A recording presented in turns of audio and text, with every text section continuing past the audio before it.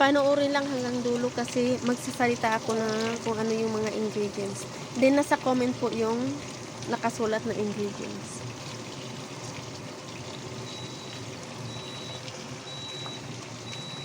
Ito siya, hinalo ko lang yung 500 gram minced pork, 2 tablespoon soy sauce, 2 teaspoon salt, 2 tablespoon vinegar, half teaspoon black pepper, 2 tablespoon cornstarch, half cup of brown sugar, isang bulan ng minced garlic, 2 teaspoon of annatto powder, then buhusan mo ng 4 tablespoon na hot oil yung garlic, i-mix mo lang ng i-mix, tapos optional lang ito kung mayroon kang oyster sauce, 1 tablespoon, then magic sarap, 1 teaspoon, ayan, then ni-roll ko lang po ng ganyan. After nyan, tingnan mo, isang kamay lang kasi gamit ko yung isang kamay nagvi-video, i-roll mo lang siya ng ganyan kasi pang ano lang naman namin ito, pang ulam. Pero kung gusto mo ng pang business, kailangan isa-isahin mong iganyan. Or minsan gumagamit ng plastic roll.